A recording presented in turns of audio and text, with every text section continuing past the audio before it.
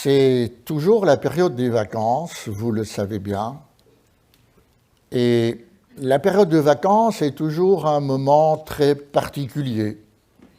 C'est celui des barbecues, des petits restos au bord de la plage, au pied de la montagne. Eh bien, moi, je vous invite à table. Et je vous dis bon appétit. Et nous allons voir une série de personnages qui se mettent à table et qui ont quelque chose à nous dire ce matin. Le premier, c'est un beau-père. Il s'appelle Jéthro. C'est le beau-père de Moïse. Et voici ce que les livres de l'Exode nous disent. Il offrit à Dieu un holocauste et des sacrifices.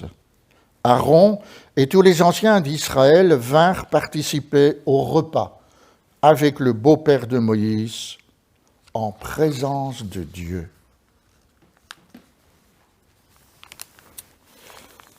La dernière fois que je prêchais, je vous ai prêché sur le chemin des amoureux.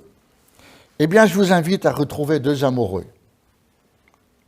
Au moment du repas, Boz, un chef d'entreprise, dit à Ruth, la Moabite, approche, mange du pain, trempe ton morceau dans le vinaigre. Bec. Non, c'est pas marqué comme ça dans le texte, hein. Il n'est pas marqué bec. Hein. Le vinaigre était autre chose que ce qu'il est aujourd'hui.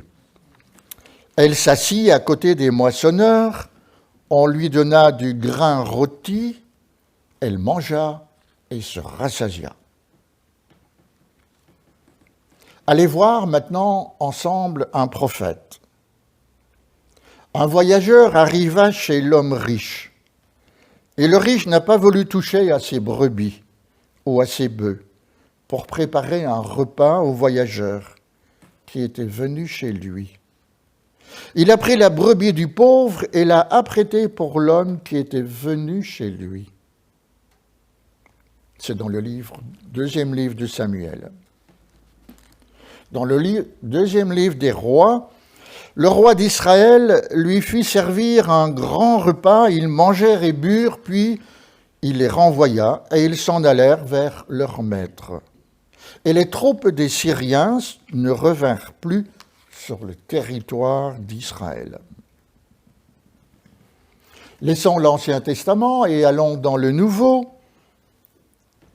Et là, ça commence par une critique. Seigneur, pourquoi tes disciples transgressent-ils la tradition des anciens?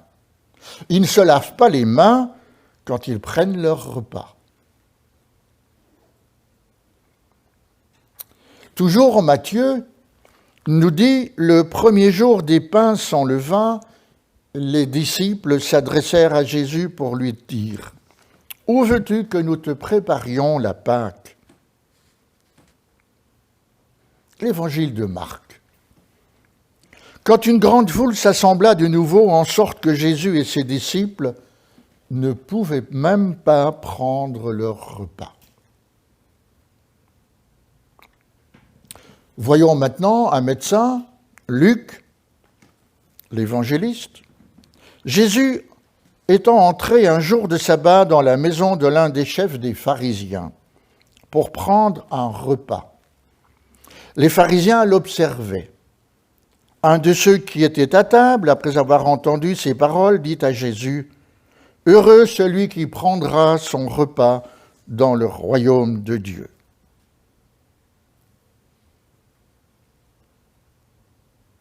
Heureux celui qui prendra son repas dans le royaume de Dieu.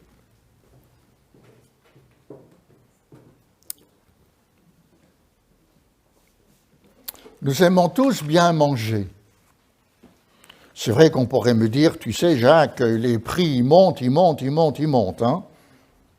Mais j'ai découvert que dans la Bible, le mot manger revient, vous êtes bien assis, plus de 800 fois. Plus de 800 fois. Nous en avons fait l'expérience tout à l'heure en lisant quelques textes bibliques. Et la notion de nourriture nous présente Dieu comme le Père nourricier. Dans le livre de la Genèse, les animaux et les oiseaux du ciel reçoivent toute herbe verte pour nourriture. Dieu s'occupe des animaux. Adam et Ève vont recevoir eux aussi l'herbe, les légumes et les fruits à manger. Toujours dans le livre de la Genèse, l'Éternel Dieu donna cet ordre à Adam. Tu pourras manger de tous les arbres du jardin, mais pas de l'arbre de la connaissance du bien et du mal. Car le jour où tu en mangeras, tu mourras. La cause de leur expulsion du jardin d'Éden sera pour Adam et Ève le non-respect de la limite fixée par Dieu en ce qui concerne le fruit de l'arbre qu'ils ne peuvent pas manger. Ils ont dépassé ce que Dieu leur avait dit. Autrement dit, c'est en mangeant qu'Adam et Ève ont transgressé la loi de Dieu. Mais Dieu est resté amoureux des humains. Il ne leur assure pas un minimum vital, il ne leur donne pas une pension alimentaire, il ne les envoie pas au chômage ou en prépension, il leur donne du travail pour qu'ils puissent manger du pain. Voyons ensemble la nourriture dans l'histoire de la Bible. Dieu dit à l'homme, « Puisque tu as écouté la voix de ta femme et que tu as mangé de l'arbre au sujet duquel je t'avais donné cet ordre, tu n'en mangeras point. Le sol sera maudit à cause de toi.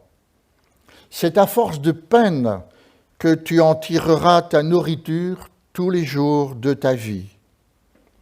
Il te produira des épines, des ronces, et tu mangeras l'herbe des champs. » Ça me fait penser à Nebuchadnezzar ou Nebuchadnezzar, qui lui, à un moment donné, aussi déchu pendant quelque temps de son trône, ira manger de l'herbe, brouter de l'herbe comme une vache.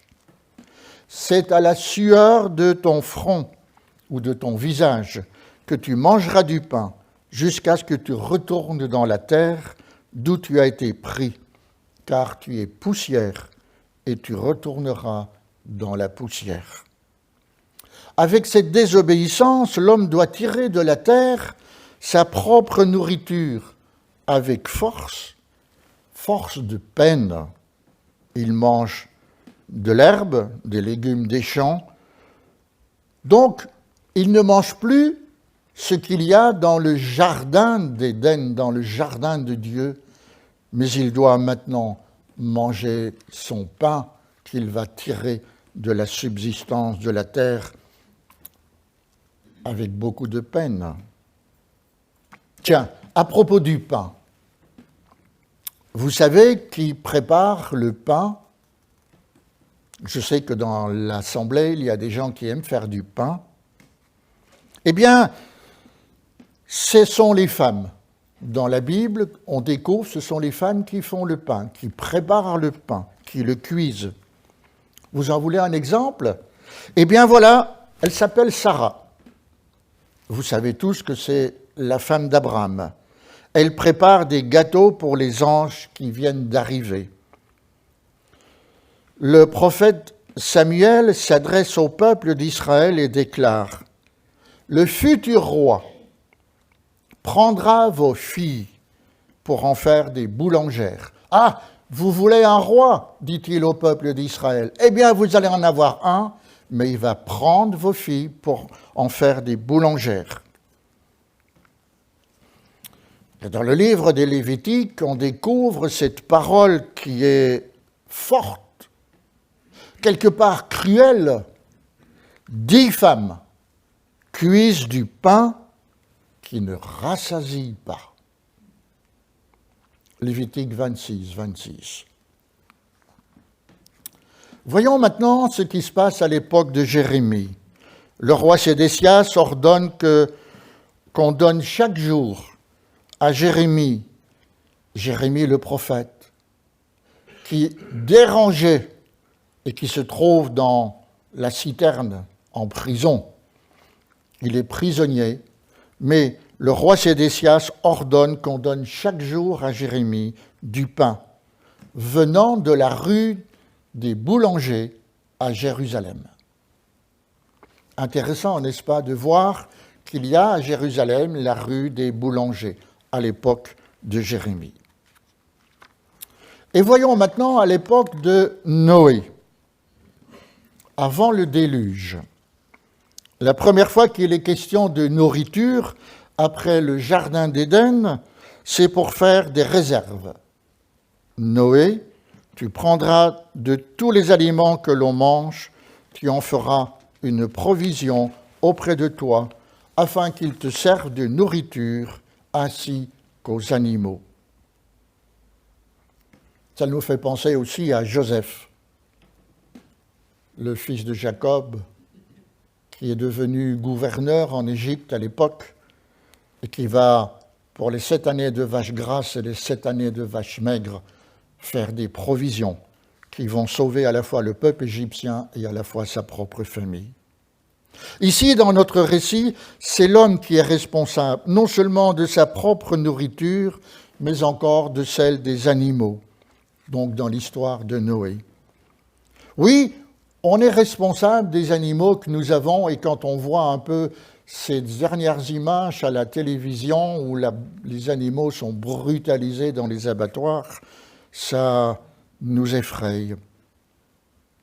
À la fin du récit de l'Arche de Noé, une nouvelle consigne relative à la nourriture est donnée aux hommes. Genèse chapitre 9. « Tout ce qui se meut et qui a vie vous servira de nourriture, comme l'herbe verte, je vous donne tout. Seulement, vous ne mangerez pas la chair avec sa vie, c'est-à-dire son sang. » Nous assistons ici à une véritable révolution culinaire. L'homme va désormais avoir de la viande à son menu. Alors on aurait presque envie de dire « Vive les barbecues de l'été et les planchas ». Je fais juste une petite parenthèse. Si vous êtes curieux de ce que la Bible dit au niveau de la viande, eh bien, allez voir tout ce qui est dit à ce sujet et vous allez être drôlement surpris. Volontairement, je n'en parlerai pas ce matin, peut-être qu'à une autre occasion. Alors, le repas, les repas, c'est le temps de la reconnaissance pour le bien manger et le boire. Après l'herbe, après le fruit, la viande. Eh bien, voici venu le temps de la reconnaissance pour jouir du manger et du boire. Savoir se réjouir autour d'une bonne table. Il ne faut pas grand-chose pour qu'il y ait une bonne table.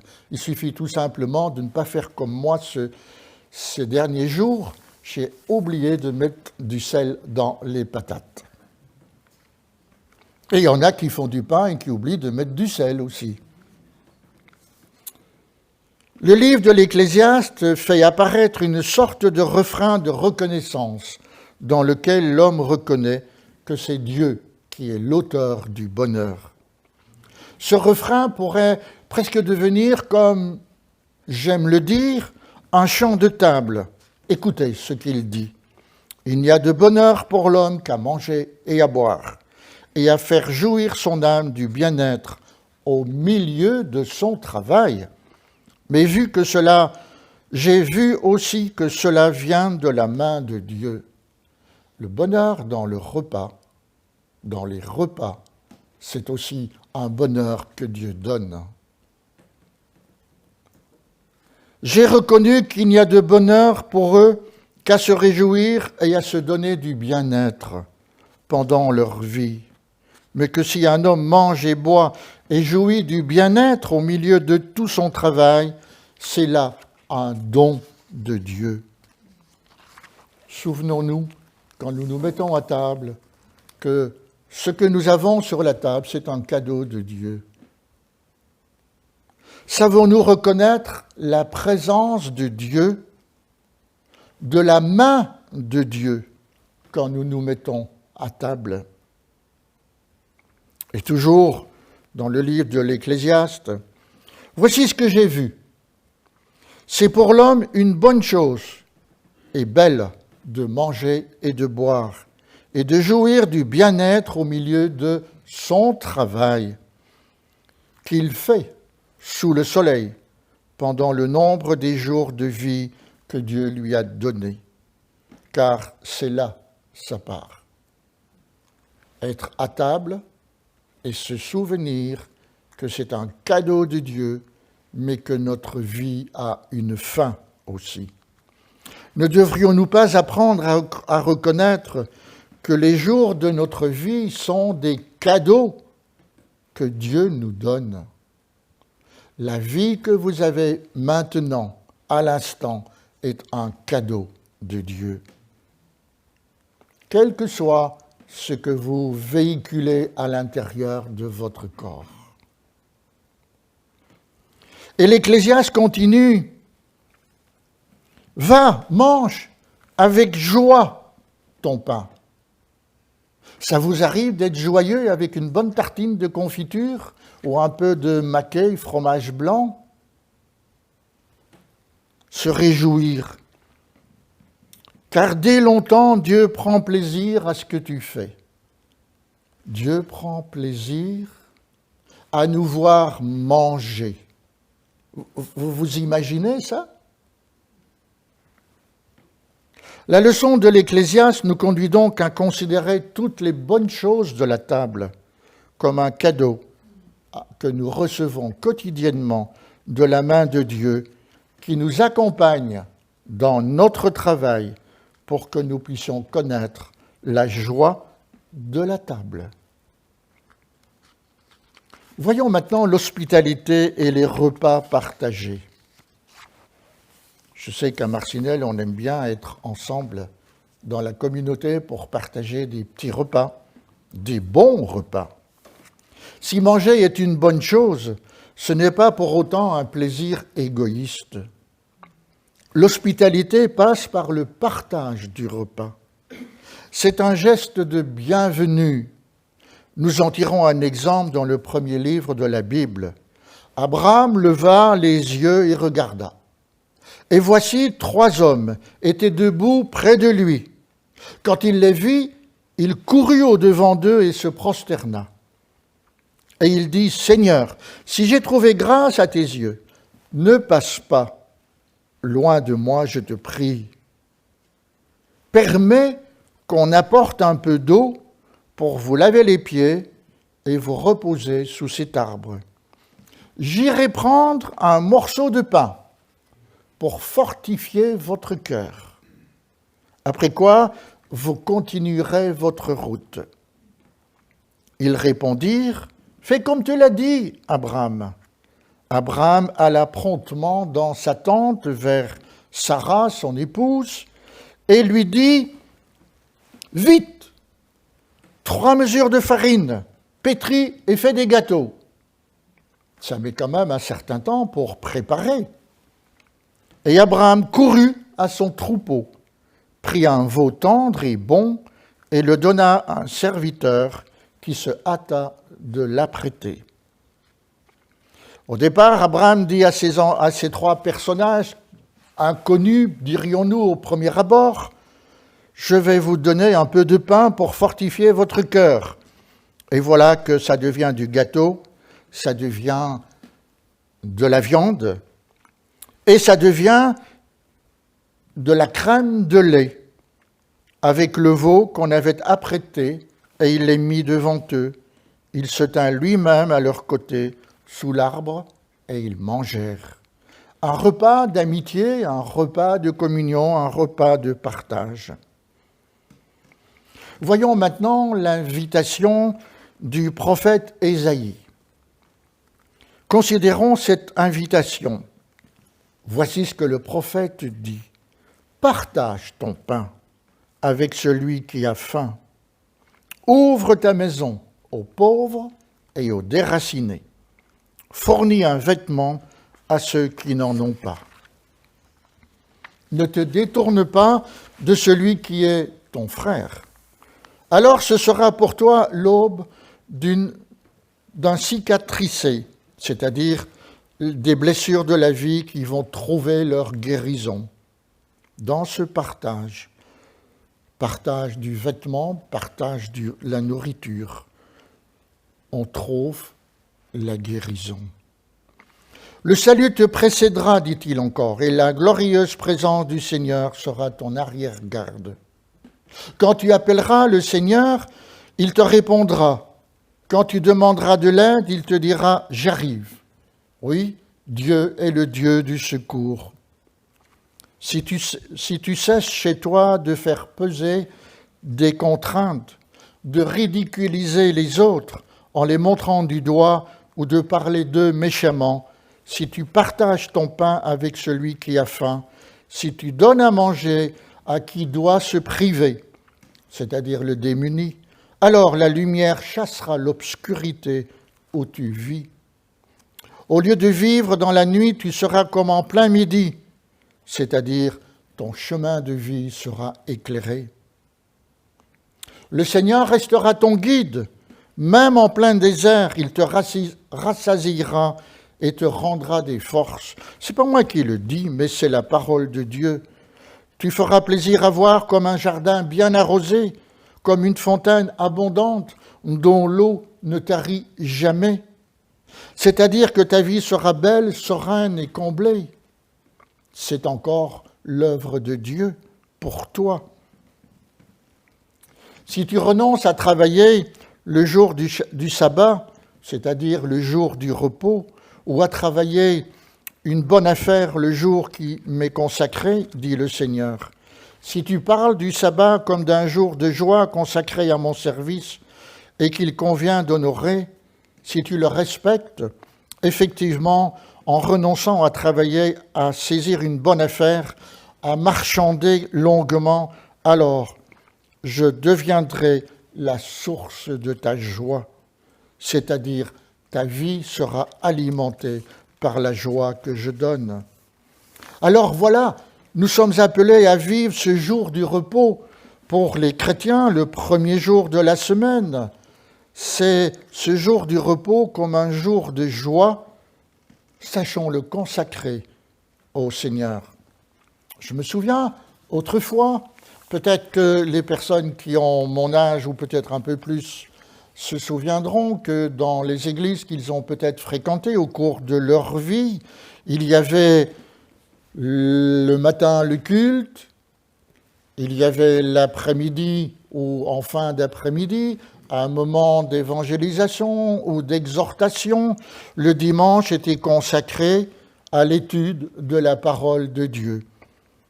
Je me souviens avoir pu passer il y a un peu plus de 20 ans, des vacances en Hollande, dans une famille hollandaise. Et la première chose que cette famille nous a dit, l'après-midi, si vous voulez, vous pouvez venir au temple avec moi. Bien sûr, je vais le matin au temple, mais l'après-midi, je vais aussi au temple. Et nous nous sommes informés qu'y avait-il l'après-midi. Alors il nous a dit, mais l'après-midi, il y a un professeur de théologie qui vient et qui nous décortique les versets bibliques. Et je dois dire que c'était vraiment extraordinaire de pouvoir assister à ces moments de vie, de partage de la parole. C'était comme une explosion de textes bibliques qui nous donnait envie de poursuivre notre recherche. Alors résumons. Résumons maintenant l'enseignement de ce dimanche. Notre Dieu nous a parlé de nourriture, de fruits, de pain, de viande, de provisions. Il s'engage envers nous par de véritables promesses. Il nous offre un projet de vie qui est tourné vers les pauvres, les déracinés, le frère, la sœur, bien sûr, le démuni. Il nous invite à vivre sous le signe de la convivialité, du partage. Lorsque nous nous mettons à table, notre assiette bien garnie, sachons nous réjouir de cet espace de bonheur et nous souvenir que la vie et une bonne table sont des cadeaux de Dieu.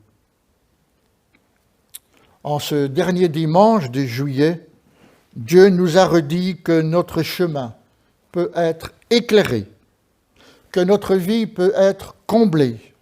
Nous pouvons connaître la joie, sa joie, car il est la source de la joie. Et pour ceux et celles qui ont encore un travail, si celui-ci se fait pénible, qu'ils se rappellent que ce même Dieu les accompagne dans cette pénibilité de leur travail, dans leur dur labeur quotidien. Voilà, parole du Seigneur. Amen.